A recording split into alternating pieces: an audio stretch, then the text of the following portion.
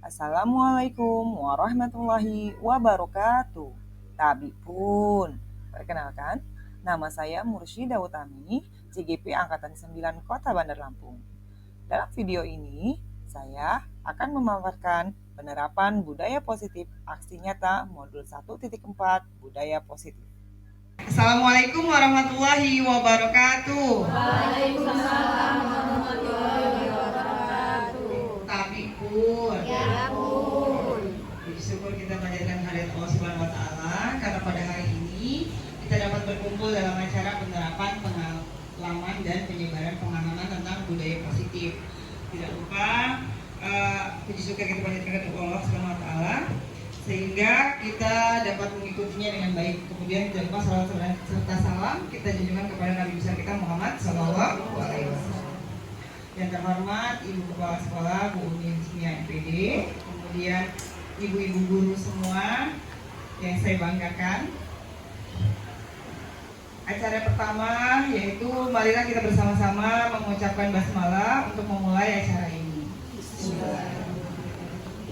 Kemudian acara yang kedua yaitu sambutan dari Ibu Kepala Sekolah, Ibu Umi Husnia, waktu dan tempat dipersiapkan. Bismillahirrahmanirrahim. Assalamualaikum warahmatullahi wabarakatuh. Tabi pun.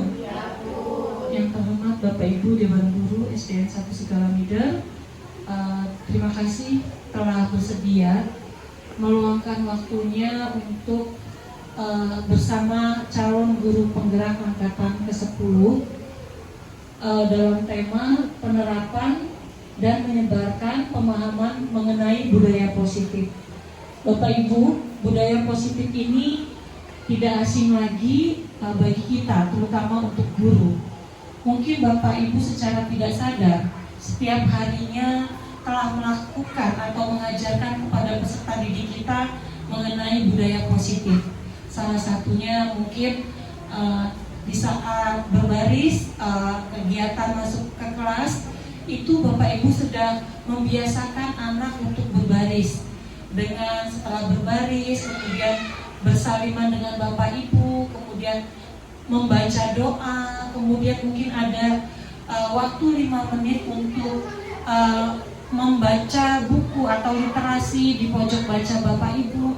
Itu merupakan salah satu contoh budaya positif di sekolah kita. Mungkin nanti lebih digali lagi, kita akan menggalinya oleh CGP kita yaitu Bu Mursyida Utami, yang mana saya mohon keaktifan Bapak Ibu untuk mengikutinya sehingga nantinya akan mendapatkan hasil mungkin yang menambah budaya positif untuk sekolah kita. Mungkin itu saja dari saya. Selamat mengikuti dan selamat melaksanakannya ya Bu Ani. Ibu akhiri wabillahi taufiq wal hidayah. Wassalamualaikum warahmatullahi wabarakatuh. Terima kasih kepada Ibu Husnia yang sudah memberi motivasi kepada kita ya. Kemudian acara yang selanjutnya yaitu pemaparan tentang penerapan pengalaman dan penyebaran pemahaman budaya positif ya. Di sini ada beberapa materi yang akan disampaikan, yaitu pertama konsep inti budaya positif, ada perubahan paradigma belajar. Nanti dijelaskan bagaimana perubahan paradigma belajar. Kemudian ada disiplin positif, kemudian motivasi perilaku manusia, kemudian ada kebutuhan dasar apa saja yang ada pada kita atau murid, kemudian posisi kontrol, restitusi. Nah, jadi di situ ada posisi kontrol. Jadi posisi kita sebagai guru itu nanti dapat kita lihat kita itu termasuk posisi yang mana. Kemudian ada keyakinan. Nah, kita di sini di sekolah sudah banyak membuat keyakinan kelas, ya. Kemudian segitiga restitusi ini bagaimana cara kita untuk menyelesaikan masalah kepada murid-murid kita. Ya, sebelumnya kayaknya biar gak tegang kita ice breaking dulu ya. Ya, ice breaking dulu ya. Tepuk aja lah ya. Kalau misalnya saya bilang tepuk, gak usah mau duduk aja gak apa-apa ya. Kalau misalnya tepuk pagi itu tepuknya sekali. Ya. Coba tepuk pagi, ya. Kalau siang 2 kali. Tepuk siang, ya. Kalau sore 3 kali. Tepuk sore. Nah, ada lagi tepuk malam. Kalau tepuk malam itu nggak bunyi. Ya, karena takut membangunkan orang ya. Jadi tepuk malam. Tepuk malam, ya. Sambil nepuk tapi nggak bunyi, ya. Kita coba ya. Nah, tepuk pagi, tepuk sore, tepuk malam. Iya, udah konsentrasi ya Bu ya. Lagi ya. Tepuk sore, tepuk siang, tepuk pagi, tepuk siang, tepuk malam.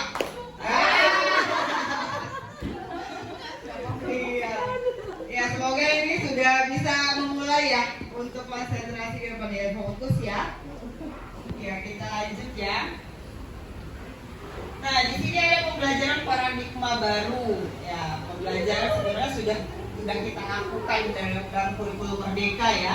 Pembelajaran dengan paradigma baru merupakan pembelajaran yang dirancang berdasarkan prinsip pembelajaran berdiferensial ya. Jadi bermacam-macam disesuaikan dengan kebutuhan murid kita.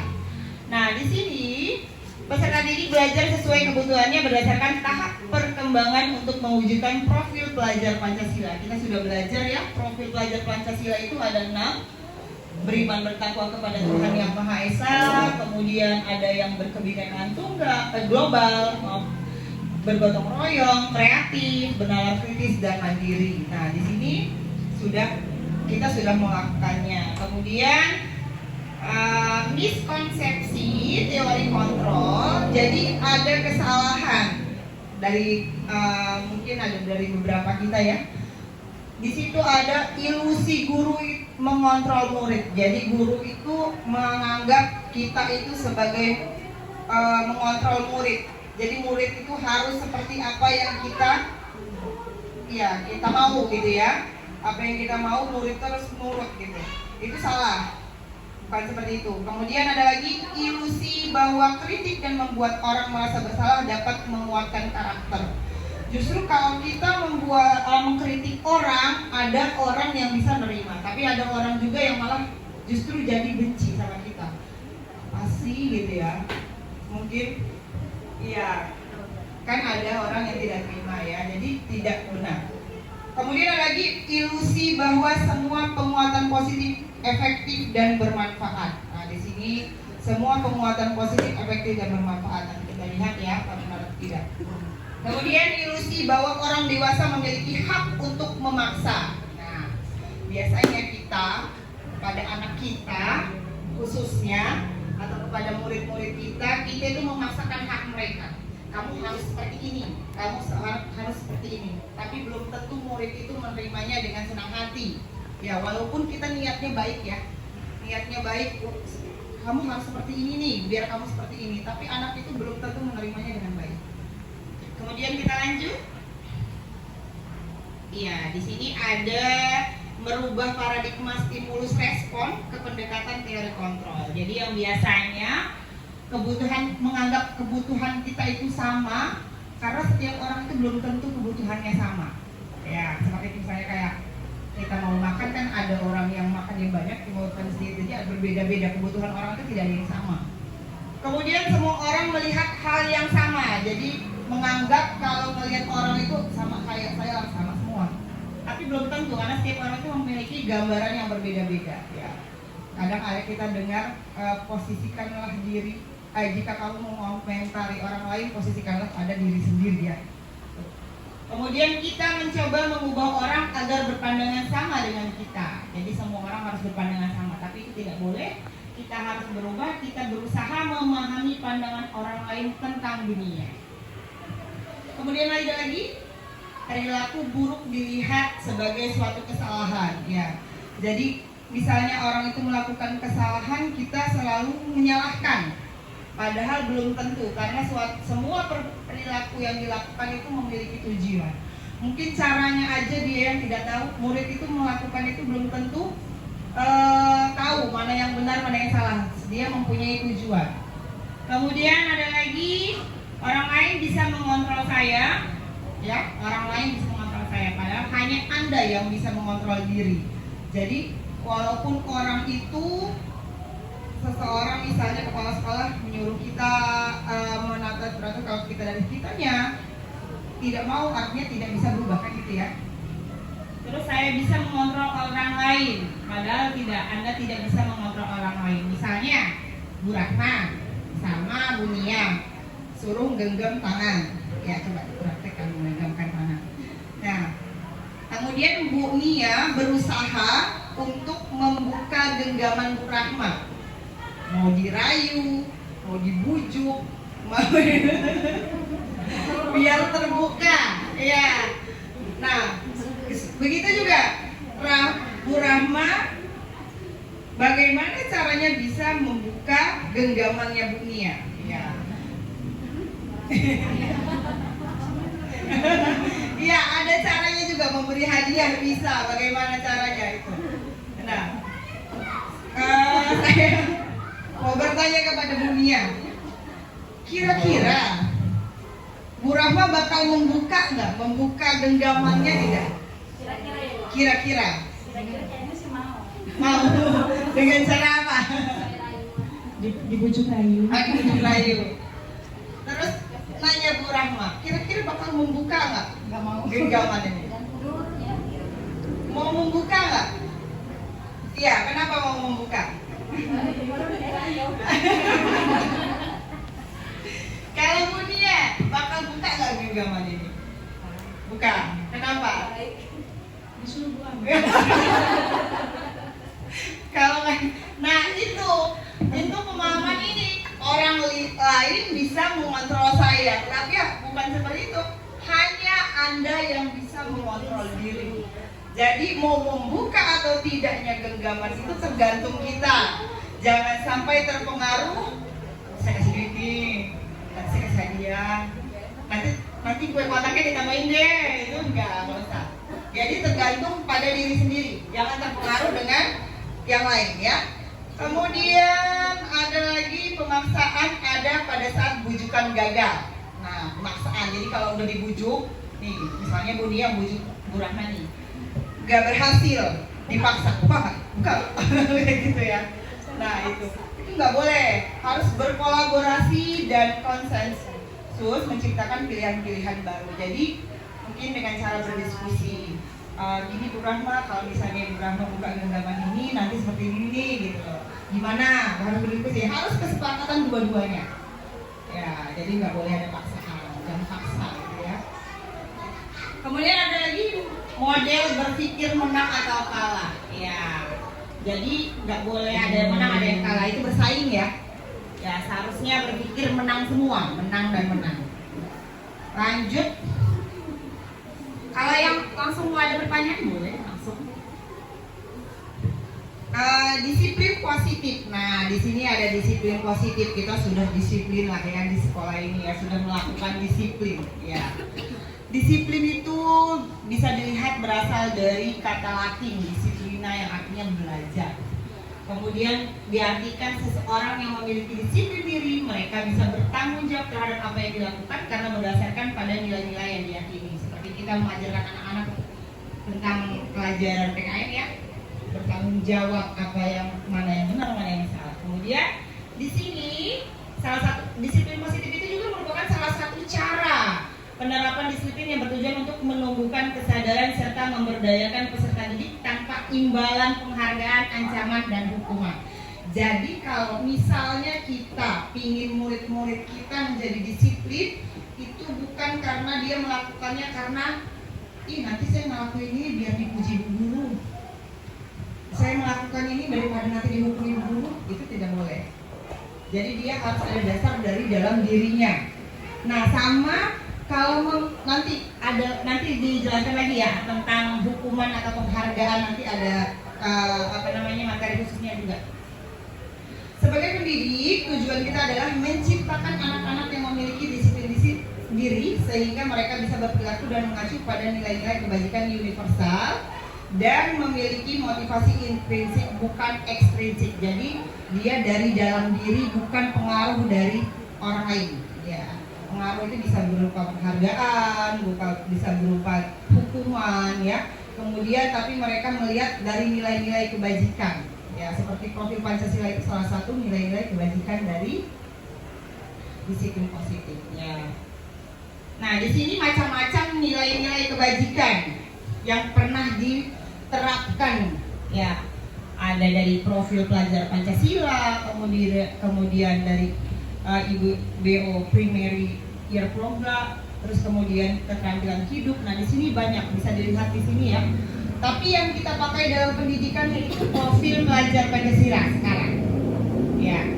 Di sini kita sudah memakai profil pelajar Pancasila yang kita pilih, ya.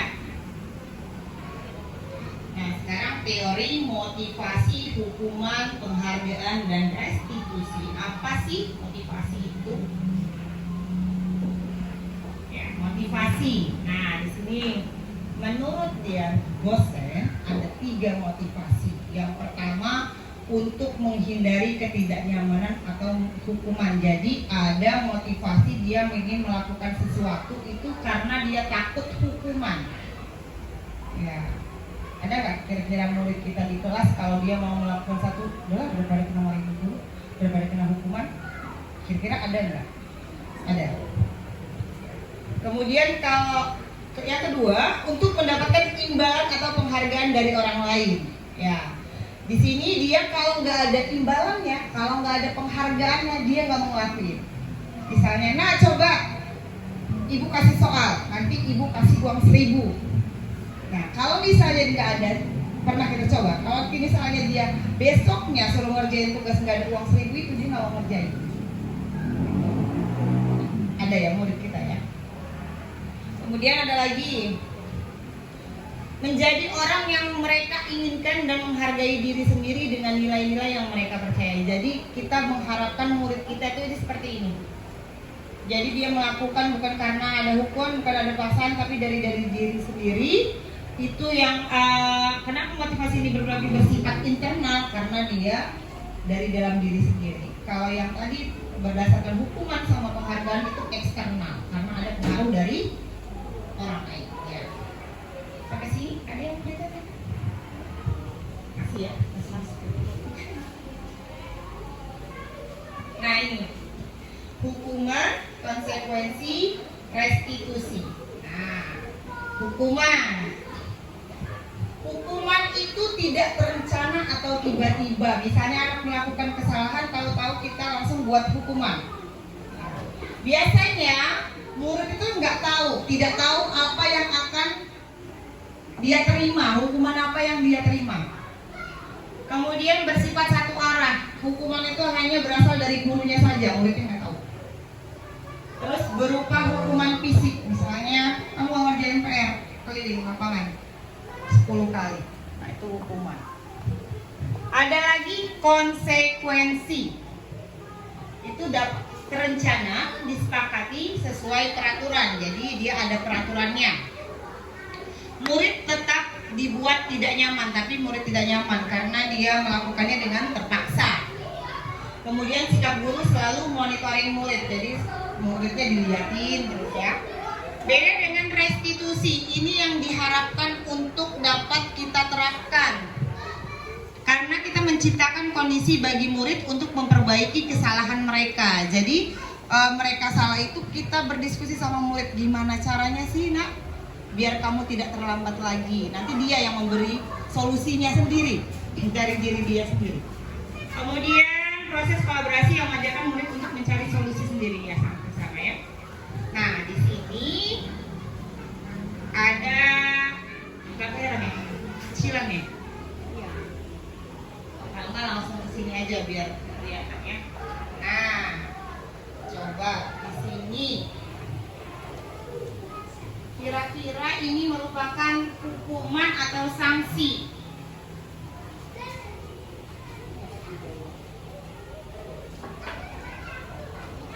Mencatat 100 kali di dalam buku kalimat saya tidak akan terlambat lagi karena terlambat ke sekolah. Jadi ada anak terlambat, kita kasih hukumannya mencatat 100 kali di dalam buku kalimat, saya tidak akan terlambat lagi. Itu merupakan hukuman atau konsekuensi? Hukuman atau konsekuensi? Kalau Misiska konsekuensi, kalau yang hukuman, hukuman. Jadi ada ini, ya. Jadi ada yang hukuman, ada yang sanksi. Kalau lari mengelilingi lapangan basket 2 kali karena terlambat hadir di sekolah, hukuman. Oke, Mik. Iya. Ibu Nur, Hukuman. hukuman. Hukuman ya? Iya. Kalau yang ketiga, membersihkan coretan yang dibuatnya di meja tulis. Membersihkan coretan yang dibuat di meja tulis. Kalau Abunia, konsekuensi. Karena dia yang nulis, jadi dia yang membersihkan. Seperti itu, ya. Kalau murid diminta untuk push up 15 kali karena tidak menggunakan masker ke sekolah, kemudian hukuman atau konsekuensi? Hukuman, ya. Kemudian nomor berapa tadi? 5. Menggantikan kertas tugas teman yang telah dicoret-coret. Konsekuensi ya Bu Rahma ya. Kemudian berjemur di lapangan basket pukul 12 siang karena mengobrol. Hukuman. Murid diminta bertelanjang kaki sepanjang hari karena tidak menggunakan sepatu warna hitam sesuai peraturan sekolah. Konsekuensi. Kemudian berdiri di depan kelas sambil mengangkat kaki 1 karena tidak bisa menjawab pertanyaan. Hukuman. Membersihkan tumpahan air di meja karena tersenggol pada saat belajar. Konsekuensi. Kemudian kehilangan 10 menit jam istirahat untuk mengerjakan tugas karena terlambat datang dan tertinggal pelajaran selama 10 menit. Konsekuensi. 11. Kira-kira 11 apa? Bisa dibaca dulu.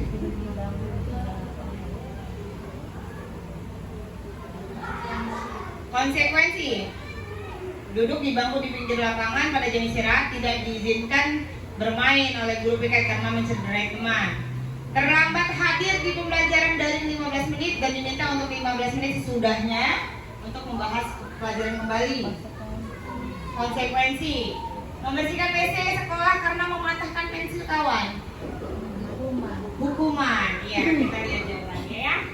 Nah, ternyata yang nomor 1 itu bukan hukuman tapi sanksi karena dia memang tulisannya sesuai, saya tidak akan terlambat lagi.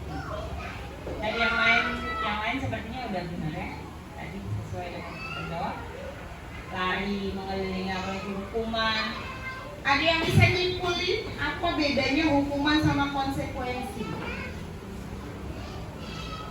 Ada yang mau mencoba menjawab, Ibu Helen? Kalau hukuman satu arah. Kalau konsekuensi persetujuan sesuai peraturan. Ya bisa. Yang lain ada yang mau jawab? Ya. Kalau hukuman itu on point, maksudnya langsung, secara langsung, Ya. jadi di tempat. Kalau sanksi itu dilakukan secara kontinu. Dilakukan secara kontinu. Jadi Ya. terus menerus akan seperti itu sanksinya. Oh iya. Jadi kalau hukuman itu nggak berulang, kalau misalnya dia melakukan lagi, berubah lagi hukumannya. Ya. Kalau konsekuensi, kalau misalnya dia konsekuensinya seperti itu, siapa aja yang mengerjakan pasti seperti itu. Iya, boleh, bisa. Jadi satu arah, hukuman satu arah, kemudian tidak berulang, sama tadi berupa hukuman fisik ya, hukuman itu ya. Kalau konsekuensi itu tadi, tadi boleh konsekuensi persetujuan dari itu, dari guru dan murid ya, udah sesuai dengan peraturan.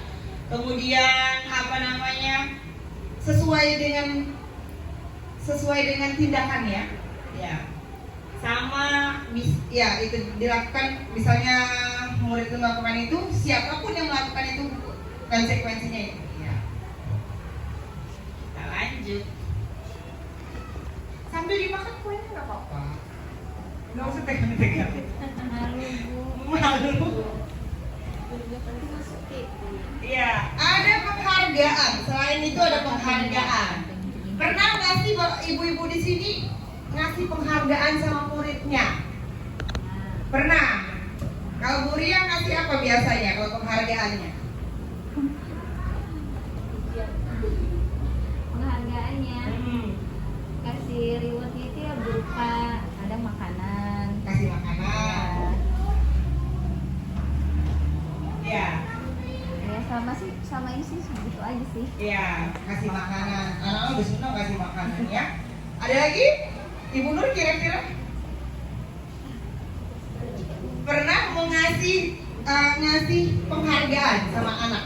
Pakai pujian. Pujian. Ya, bisa berupa pujian ya. Jadi sebenarnya untuk hukuman dan penghargaan ini tidak boleh dilakukan pada saat kita mengajar. Mengapa? Karena adalah salah satu mengontrol perilaku seseorang yang menghancurkan potensi untuk pembelajaran yang sesungguhnya. Jadi mungkin pada saat kalau misalnya sekali dua kali nggak apa-apa lah ya. Tapi kalau sering nanti anak itu mengharapkan. Ya. Bu, coba nak kerjakan ini. Misalnya kerjaan ini ada hadiahnya nggak Bu? Biasanya gitu. Nanti dia nagih. Nah, kalau bisa dilakukannya itu sudah melakukan yang terbaik, jadi jangan diomongin dari awal. Nah, kalau bisa mengerjain ini nanti ibu kasih duit 1.000 misalnya ya. Jangan diungkapkan di awal. Tapi kalau sudah melakukan dengan baik, terakhir pembelajaran dipanggil anaknya, dikasih pujian atau dikasih hadiah seperti itu. Jadi anak-anak nggak mengharapkan. Ya, baik untuk di awal tapi tidak baik untuk kedepannya. Nah, keyakinan kelas. Nah, kita sudah melakukan keyakinan kelas di kelas. Kira-kira yang melakukan keyakinan kelas di kelasnya untuk berbagi pengalaman.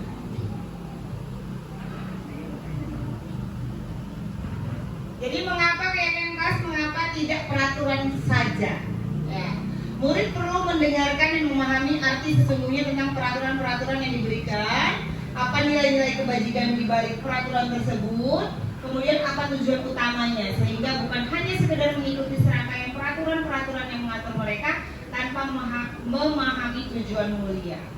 Jadi biasanya kalau kita mau melakukan keyakinan kelas itu, kita bertanya dulu ya sama murid ya, kira-kira nak keyakinan kelas yang bakal kita laksanakan di kelas apa saja. Nanti anak-anak memberikan pendapatnya masing-masing, kemudian misalnya bisa ditulis di note paper ya, ditempelkan, nanti kita pilih sesuai dengan nilai-nilai kebajikan, tapi gak usah banyak-banyak, yang penting sudah mencakup seluruhnya. Jadi kenapa tidak peraturan? Kalau peraturan itu yang membuat satu pihak. Kalau keyakinan itu kan kita berdiskusi kepada anak menerimanya dan melaksanakan konsekuensi atau hukumannya sesuai dengan yang mereka sepakati dari awal, gitu ya. Nah, sifatnya seperti ini, abstrak, kemudian pernyataan universal, dibuat dalam bentuk positif, tidak terlalu banyak, sesuai yang dapat diterapkan di lingkungan sekolah, kemudian melibatkan semua warga kelas. Jadi meninjau kembali bagi dari waktu ke waktu. Jadi kira-kira kalau dalam 1 tahun itu berlaku terus enggak gitu ya. Nah, ada beberapa kebutuhan dasar manusia dan dunia berkualitas. Ada 5 kebutuhan dasar bertahan hidup. Ada kasih sayang dan rasa diterima, penguasaan, kesenangan dan kebebasan. Apa saja yang termasuk bertahan hidup di sini? Ya, ada sifat fisiologis, diantaranya makan, tempat untuk berlindung, beristirahat, keamanan, kesehatan dan lain-lain. Jadi misalnya seorang murid ada makan dia melakukan makan di kelas. Mungkin kebutuhan dasarnya dalam bertahan hidup itu tidak terpenuhi. Mungkin dia tidak sarapan di rumah, hingganya dia melakukan kesalahan. Jadi semua anak itu melakukan kesalahan bisa dilihat dari kebutuhan dasarnya. Kemudian kebutuhan kasih sayang dan rasa diterima. Itu biasanya relasi sosial, keluarga, sahabat, teman, pasangan, teman kerja atau kelompok. Nah, kebutuhan ini melibatkan ketulusan dan kehangatan di dalamnya. Jadi kalau anak-anak yang di kelas itu suka curi-curi perhatian, ya kadang buat kesel. Mungkin dia kekurangan kebutuhan kasih sayang, ingin diperhatiin gurunya. Kebutuhan pengakuan atas kemampuan. Jadi di sini terlihat kompetensinya berprestasi, memimpin, terampil, didengar dan diakui. Jadi dia itu kepingin merasa bangga dengan dirinya. Ya, ingin dipuji-puji ya sama dengan terlahir tadi ya. Kebutuhan kebebasan. Jadi dia bebas untuk bergerak, mencoba hal baru dan mengeksplornya. Kemudian ada lagi kebutuhan akan kesenangan. Biasanya berkaitan dengan kesediaan atau tantangan gurauan dan pelajaran yang bermakna. Nah, di sini ada beberapa kasus. Kira-kira kebutuhan apa sih? Yang pertama, ibu guru bilang, aku tidak boleh bersenandung sewaktu mengerjakan tugas. Katanya kelas harus tenang, tidak ada suara, kita nggak seru jadinya. Kira-kira kebutuhan apa yang belum terpenuhi?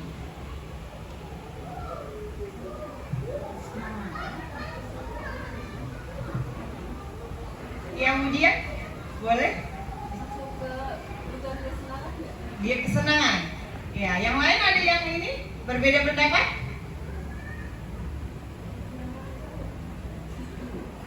Ya, kita kunci dulu dia kesenangan ya. Kemudian ada lagi, ibu guru tidak menyapaku hari ini padahal aku pakai jepit rambut baru. Pengakuan. Pengakuan. Ya, kita kunci pengakuan ya.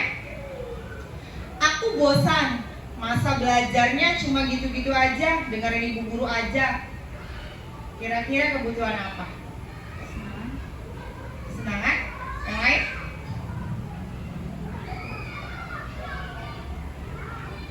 Ya, kita lanjut lagi ya. Aku sebal, gambarku tidak rapi, malah ibu guru nunjukin ke teman-temanku di depan kelas. Pengakuan. Pengakuan. Aku merasa bangga dan keren. Pengakuan. Biar bisa jalan-jalan naik. Biar bisa jalan-jalan naik mobil sama teman-temanku. Kesenangan. Aku senang bisa pergi ke tempat-tempat yang aku suka. Kebebasan. Kesenangan. Kebebasan. Antara kesenangan sama kebebasannya. Menyetir mobil itu seru. Kesenangan. Kesenangan. Kita lihat ya. Jadi yang pertama itu kesenangan. Jepit baru itu perlu perhatian dia dari gurunya. Ternyata kasih sayang. Ya. Kemudian aku bosan itu perlu kebebasan. Aku sebel, gambarku tidak rapi, kan dia malu ya. Seharusnya nggak usah ditunjukin sama temennya. Jadi penguasaan, dia merasa harusnya tadinya bangga kayak jadi bangga gitu kan. Kemudian aku merasa bangga penguasaan, bisa jalan-jalan itu kasih sayang dan rasa diterima. Kemudian aku senang bisa pergi ke tempat-tempat yang aku suka, itu kebebasan. Menyetir mobil itu kesenangan. Nah, kemudian ada lagi jadi 5 dasar kebutuhan dasar tadi tuh bukan hanya dapat dilakukan kepada murid-murid, tapi bisa dilakukan kepada anak kita. Kita bisa lihat dia ternyata kebutuhan dasar yang kurang itu apa. Yang kemudian kepada pasangan kita juga bisa, ya bisa dilihat gitu ya. Kemudian dunia berkualitas. Dunia berkualitas adalah tempat khusus dalam pikiran, tempat menyimpan gambaran presentasi dari semua yang diinginkan, bisa berisi orang-orang, hal-hal dan apa saja yang terbaik dalam hidup dan membuat merasa bahagia untuk terpenuhi kebutuhan dasar. Jadi kita berharap kita dapat menjadi dunia berkualitas bagi murid-murid kita, karena Kalau kita sudah menjadi dunia berkualitas, maka dalam pikiran mereka ada kita gitu. Jadi walaupun mereka sudah SMA atau sudah kuliah, tetap ingat kita. Oh ini nih guru SD saya yang baik, guru SD saya yang ramah, guru SD saya yang perhatian. Jadi kita berharap menjadi dunia berkualitas. Nah, di sini bisa dilihat ya. Siapakah orang-orang yang paling penting dalam hidup Anda? Nah, kalau Bu Rahma, siapa orang-orang yang paling penting dalam hidup Ibu Rahma? Yang pertama orang tua, yang kedua suami. Iya. Jadi orang tua dan suami Bu Rahma sudah memasuki dunia berkualitas dalam hidup Bu Rahma. Seperti itu ya. Kemudian nilai-nilai kebajikan yang terpenting dalam hidup Anda. Kalau Bu Ria Kurniawati, kira-kira nilai kebajikan apa yang paling penting dalam hidup Ibu Ria? Agama, ya, religius ya Bu ya. Jadi nilai-nilai kebajikan yang religius. Kemudian kalau Anda menjadi orang yang ideal, karakter atau sifat apa yang Anda paling inginkan ada pada diri Anda? Bunyi ya. Disiplin. Ya. Disiplinnya harus nomor 1 ya Bu ya. Kemudian apa pencapaian Anda yang Anda sangat banggakan? Bu Nur. Pencapaian apa yang sangat Ibu banggakan?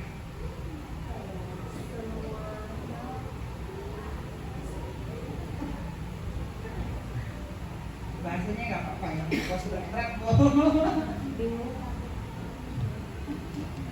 Pencapaian apa? Oh gitu ya. Iya boleh. Yang saya banggakan. Iya. Ya. Iya. Sudah berperan aktif ya Bu ya. Sudah berperan aktif dalam paduan suara. Iya, paduan suara. Iya. Sudah berperan aktif dalam paduan suara sehingga dapat mengharumkan nama Bandar Lampung ya Bu ya. Iya, terima kasih. Kemudian apa pekerjaan ideal bagi Anda? Kemudian kira-kira guru sudah merupakan pekerjaan ideal belum bagi Bu Dian? Sudah ya. Nah, sudah termasuk pekerjaan yang ideal. Ya, alhamdulillah. Kemudian ceritakan bagian perjalanan hidup Anda di mana Anda merasa itulah titik puncak hidup Anda. Jadi kalau saya sudah kayak gini, saya sudah merasa di titik puncak. Ibu Ria? Meriza? Titik puncaknya. Saya itu udah merasa titik puncak kalau saya sudah kayak mana gitu? Dalam hal pekerja. Ya boleh dalam hal pekerjaan. Misalnya jadi guru. Bukan katanya. Udah dapat menit. Ya itu tadi dalam pekerjaan bisa di titik puncaknya itu bisa mau apa sih? Udah bahasanya. Yang tadinya seorang guru honor, alhamdulillah bisa puncaknya itu bisa menjadi guru yang sungguh. Iya, ya artinya diwakui negara ya. Yang tadinya SK-nya baru kepala sekolah, kemudian udah pemerintah ya gitu ya. Capaian itu. Apa yang paling bermakna dalam hidup Anda? Ibu Cynthia. Yang bermakna. Saya ini merasa bermakna kalau saya seperti apa ya? Membahagiakan orang tua atau bermanfaat bagi setiap orang ya. Gitu. Terima kasih. Nah, ini ada 5 posisi kontrol. Jadi ada yang sebagai penghukum, ada yang sebagai pembuat rasa bersalah, ada yang sebagai teman, sebagai pemantau, sama sebagai manajer. Nah, kita lihat, kita sudah masuk yang kita posisi yang mana?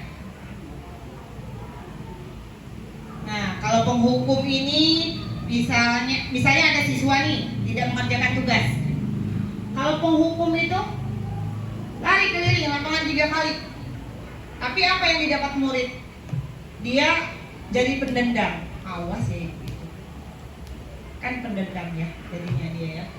Nah, kemudian kalau pembuat merasa bersalah, bahasanya gini, berapa kali udah ibu beritahu, ibu sangat kecewa sama kamu.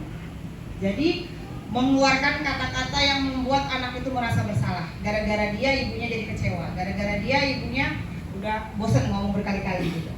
Gitu. Suaranya lembut, tapi murid menjadi merasa bersalah. Walaupun nggak marah-marah gitu. Berapa kali ibu udah beritahu, tapi kamu membuat ibu kecewa. Walaupun istilahnya walaupun lembut, tapi dalam, nusuk ke dalam hati ya. Kemudian sebagai teman itu biasanya, ayolah kerjakan tugasmu, bantu ibu ya nak. Jadi istilahnya kayak besti lah.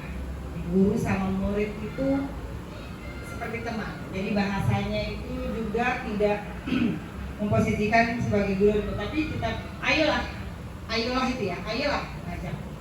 Kerjakan tugasmu, bantu ibu ya nak.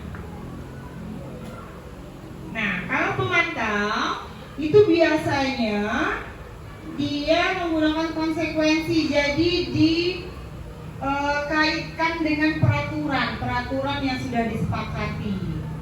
Ya, kamu tahu kan konsekuensinya jika tidak mengerjakan tugas. Jadi dia mengaitkan sama peraturan yang ada. Murid tahu konsekuensinya, murid sudah tahu nih konsekuensi ini bakal seperti ini. Gitu.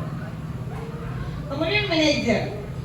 Apa rencana kamu untuk memperbaiki hal ini? Keyakinan kelas mana yang belum kamu lakukan? Jadi guru akan mengembalikan tanggung jawab pada murid, bertanya kepada murid, kemudian untuk mencari jalan keluar permasalahannya. Jadi kira-kira dari 5 posisi kontrol guru ini yang baik, yang sangat baik yang mana? Manajer. Ya, manajer. Jadi gini, ya, di dalam posisi kontrol guru itu ternyata yang untuk gagal itu yaitu posisi kontrol yang penghukum sama merasa bersalah. Tapi kalau teman, kemudian pemantau, manajer itu termasuk yang berhasil. Tapi diharapkan kita semua untuk melakukan yang manajer. Restitusi ini adalah proses menciptakan kondisi bagi murid untuk memperbaiki kesalahannya. Jadi ada tiga, menstabilkan identitas, kemudian validasi tindakan yang salah, sama menanyakan keyakinan. Ini boleh dibolak-balik, boleh validasi duluan kita lakukan, boleh menstabilkan duluan. Yang penting tiga-tiganya ini dilakukan. Biasanya kalau untuk menstabilkan identitas ada yang buat salah, ada anak yang buat salah misalnya, kita tidak boleh langsung kamu salah, tapi kita menstabilkan identitas dulu. Semua orang pernah melakukan kesalahan, tapi semua orang juga dapat memperbaiki kesalahan itu. Jadi nggak langsung ngejudge anak itu salah. Jadi membuat dia menstabilkan dulu kalau dia tidak bersalah. Kemudian validasi tindakan yang salah. Kamu tentu punya alasan, ditanya alasannya kenapa anak itu berbuat salah. Kemudian yang terakhir, dikaitkan dengan keyakinan kelas atau peraturan yang sudah disepakati. Nah, kemudian apa yang akan dirubah itu ditanyakan kepada muridnya. Jadi muridnya langsung. Nah, di sini ya. Nah, biasanya kata-kata yang untuk menstabilkan identitas itu, berbuat salah itu tidak apa-apa. Tidak ada manusia yang sempurna. Kemudian saya juga pernah melakukan kesalahan seperti itu. Kita bisa menyelesaikan ini. Biasanya kata-kata ini yang sering digunakan untuk menstabilkan identitas. Kemudian ada lagi validasi tindakan yang salah. Nah ini, kamu pasti punya alasannya. Kamu patut bangga pada dirimu sendiri karena kamu telah melindungi sesuatu yang penting buatmu. Kamu boleh mempertahankan sikap itu, tapi kamu harus menambahkan sikap yang baru. Ya, jadi kalau anak melaksanakan kesalahan. Yang terakhir, menanyakan keyakinan. Apa kita percaya sebagai kelas atau keluarga? Kemudian apa nilai-nilai umum? Dan kamu mau jadi orang yang seperti apa? Jadi tanyakan kepada muridnya ya. Nah, ini ada kasus. Bisa dilihat di sini. Ada seorang guru matematika dan wali kelas 8. Ibu Santi sakit sehingga tidak dapat masuk dan mengajar. Akhirnya dicarikan guru pengganti, Ibu Eni. Ibu Eni baru 2 tahun menjadi guru SMP. Beberapa murid perempuan, Vivi dan Natali, mengetahui hal ini dan mulai menggunakan kesempatan yang bersikap seenaknya, tertawa dan tidak mengindahkan keadaan Ibu Eni. Jadi ada 2 anak meremehkan guru baru. Kemudian Ibu Ani mencoba menyapa Vivi dan Natali dengan ramah sambil mengingatkan mereka untuk tetap fokus pada pekerjaan tugas. Ayolah tugasnya dikerjakan. Nanti ibu ditegur bapak kepala sekolah kalau kalian tidak mengerjakan tugas. Tolong bantu ibu ya. Namun Vivi dan Ali malah jadi tertawa. Ah ibu, santai saja bu. Mereka tetap tidak mengerjakan tugas dan malah mengobrol. Keesokan harinya, Ibu Santi memanggil Vivi dan Natali, ya, serta menanyakan tentang laporan Ibu Eni. Ibu Santi menanyakan apakah mereka bersedia melakukan perbaikan permasalahan yang ada, ya, karena mereka dianggap salah. Vivi dan Natali sempat ragu-ragu dan membela diri, namun pada akhirnya mengatakan akan meminta maaf. Ibu Santi menanggapi bahwa tindakan itu itu boleh saja dilakukan bila mereka sungguh-sungguh ingin meminta maaf. Namun Ibu Santi menanyakan kembali apa yang mereka bisa lakukan untuk menggantikan rasa tidak dihormati Ibu Santi. Baik Vivi maupun Natali mengakui bahwa perilaku mereka tidak sesuai dengan keyakinan kelas. Ibu Santi melanjutkan kembali apa yang akan mereka lakukan untuk memperbaiki masalah, apakah ada gagasan.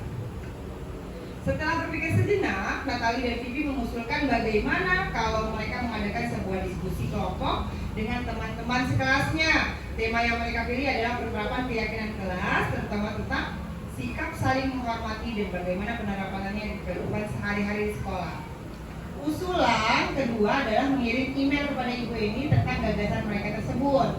Mereka pun memberitahu Ibu Eni bahwa mereka telah memberitahu kepala sekolah Pak Hasan bila lain waktu ada ketiadaan guru maka mereka akan menugaskan Ibu Eni sebagai guru penggantinya.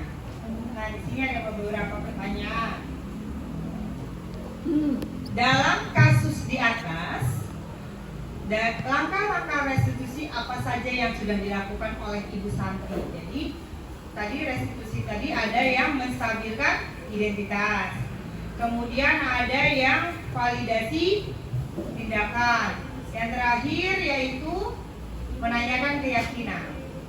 Kira-kira Ibu Santi tadi sudah melakukan restitusi yang mana saja? Langkah-langkahnya.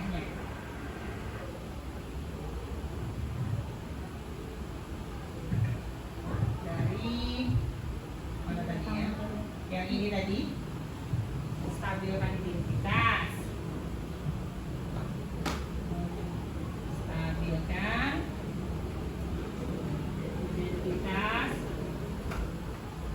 kemudian validasi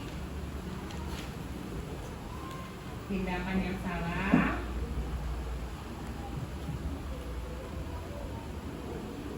yang ketiga menanyakan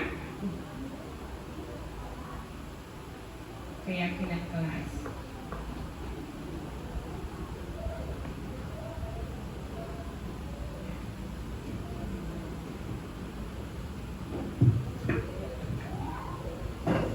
Kalau yang menstabilkan identitas, kira-kira ada nggak di sini? Ibu Santi. Ada. Yang mana, Miss?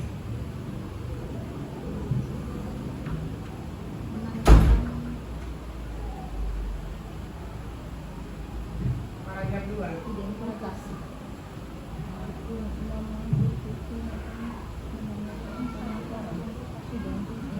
Stabilkan identitas. Itu bukan.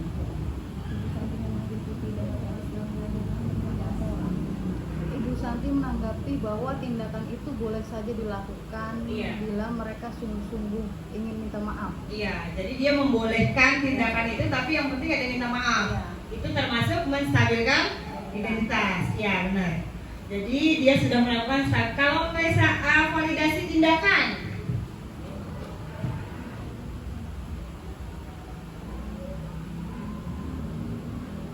Memvalidasi tindakan yang sudah dilakukan mereka. Ada nggak Ibu Santi bertindak seperti itu? Menanyakan kembali apa mereka bisa melakukan untuk mengganti rasa tidak dihormati. Ya, boleh. Kemudian menanyakan keyakinan, apakah ada? Ada. Pilihan dari yang mana? Wacana yang mana? Mengusulkan bagaimana mengadakan sebuah diskusi kelompok. Ibu Santinya.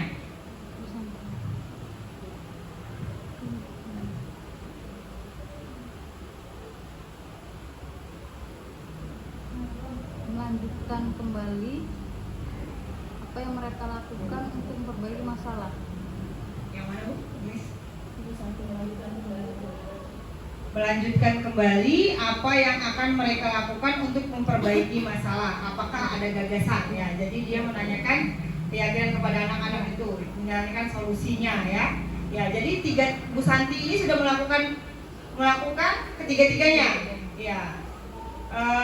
Kemudian menurut Anda, apakah restitusi yang diusulkan Vivi dan Natali sudah sesuai dengan pelanggaran yang telah dibuat? Apakah langkah-langkah restitusi yang telah diusulkan mereka dari Natali dan Vivi kira-kira sudah belum dia mengusulkan sesuai dengan restitusi, sesuai dengan tindakan yang mereka lakukan?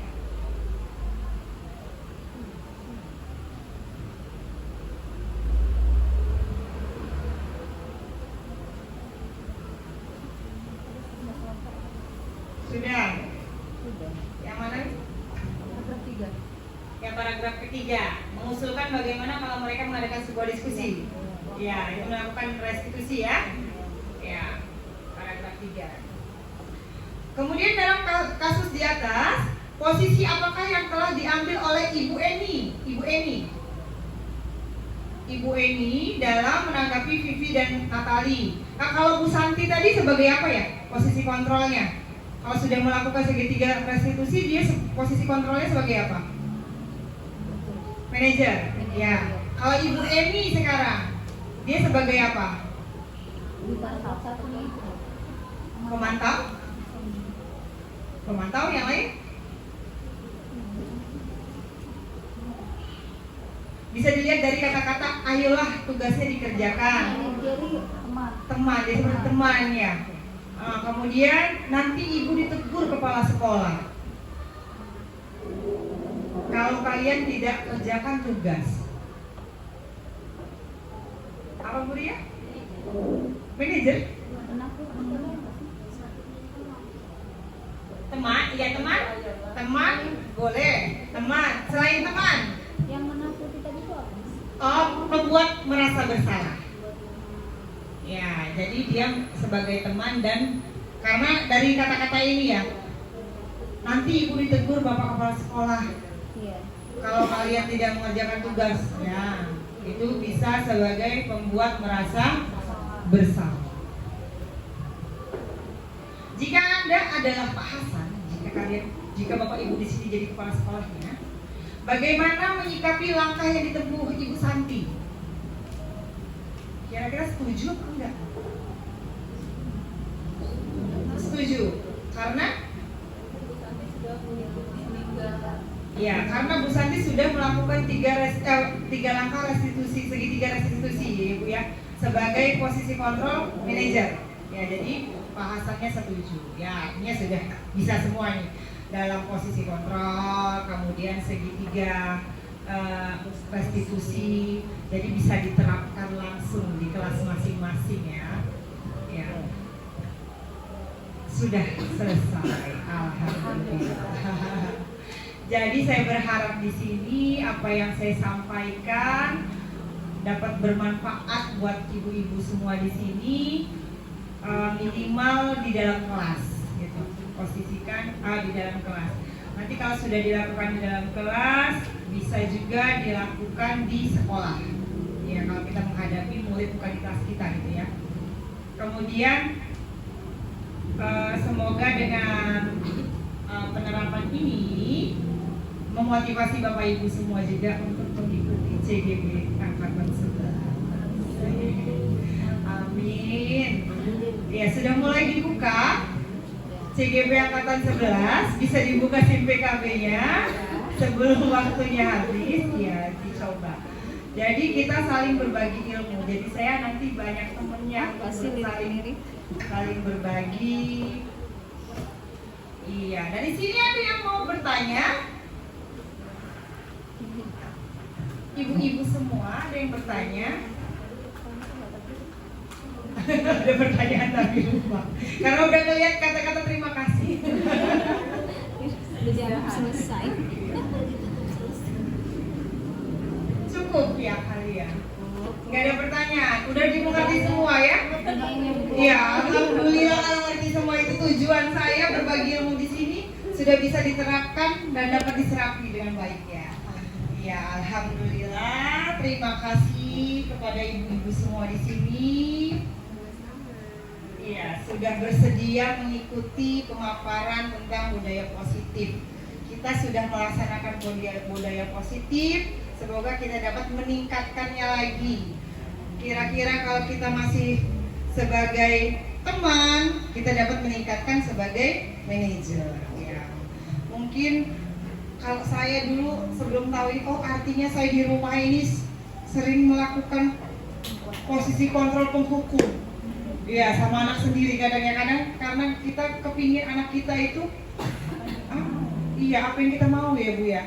Jadinya kita selalu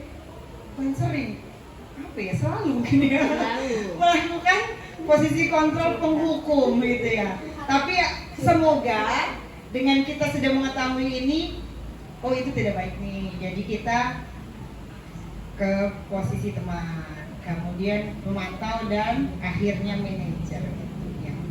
Terima kasih semuanya. Mari bersama-sama kita mengucapkan hamdalah. Alhamdulillahirabbil alamin. Jika ada salah kata atau salah penyampaian, saya mohon maaf. Wabillahi taufiq wal hidayah. Wassalamualaikum warahmatullahi wabarakatuh.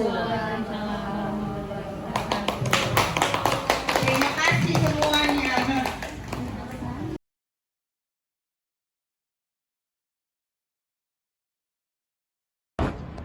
Assalamualaikum warahmatullahi wabarakatuh. Saya Umi Husnia MPD, Kepala SDN 1 Segalamider, akan menjelaskan mengenai pemaparan budaya positif yang telah dilakukan oleh CGP kami Angkatan 9, yang mana budaya positif yang sudah dilaksanakan di sekolah kami antara lain adalah, yaitu pertama, penanaman nilai karakter pada anak. Salah satu contoh, anak dapat memulai pembelajaran dengan berdoa, kemudian bersalaman dengan orang tua, kemudian dewan guru dan sebagainya.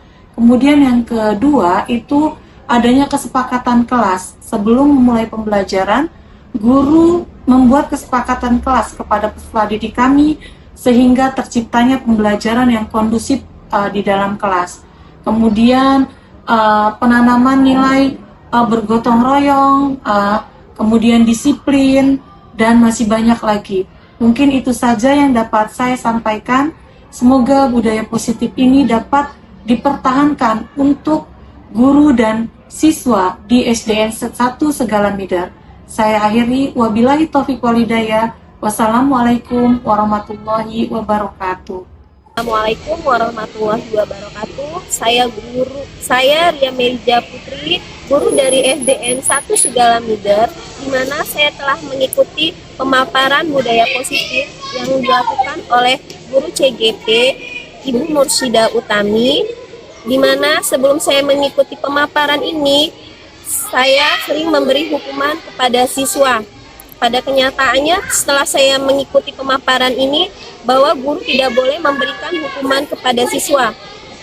Jadi, saya membuat keyakinan kelas agar terwujudnya profil pelajar Pancasila. Wassalamualaikum warahmatullahi wabarakatuh. Assalamualaikum warahmatullahi wabarakatuh. Saya Siska Septiana, guru SD Negeri 1 Segalamida. Saya di sini akan memberikan testimoni kepada Ibu Mursida Utami sebagai CGP di SD Negeri 1 Segalamida yang telah memberikan pemaparan tentang budaya positif yang ada di sekolah. Setelah saya mengikuti pemaparan tersebut, saya mendapatkan satu hal yang memang menarik untuk saya. Hal itu termasuk dalam posisi kontrol kita yang ada di sekolah. Yang pertama sebagai seorang hukum, kemudian kedua adalah sebagai seorang pemberi kepala, kemudian kita sebagai seorang teman, keempat sebagai seorang pemantau, dan yang kelima adalah sebagai seorang manajer. Dan ternyata posisi saya saat ini masih sebagai seorang penghukum, memberi rasa bersalah, dan seorang teman. Dan insya Allah saya akan meningkatkan menjadi seorang pemantau dan sekaligus seorang manajer setelah mendapatkan pemaparan ini. Pemaparan ini sangat positif untuk saya dan teman-teman karena ini sangat berpengaruh untuk pembelajaran kami di sekolah. Terima kasih Ibu Mursida Utami sebagai guru JGP dan semoga sukses terus. Assalamualaikum warahmatullahi wabarakatuh. Assalamualaikum warahmatullahi wabarakatuh. Tabikun, perkenalkan nama saya Rahma Rosita. Saya guru SD Negeri 1 Segalamider. Saya ingin memberikan testimoni dari pemaparan yang telah disampaikan oleh Bu Mursida Utami tentang budaya positif yang ada di sekolah. Saya menjadi paham dari pemaparan tersebut, sebaiknya guru memposisikan sebagai manajer terhadap peserta didik berkaitan dengan kesepakatan kelas. Menurut saya, pemaparan yang telah disampaikan oleh Bu Mursida Utami ini sangat bermanfaat untuk guru dan peserta didik. Semangat terus Bu Mursida Utami, sukses selalu. Terima kasih. Wassalamualaikum warahmatullahi wabarakatuh.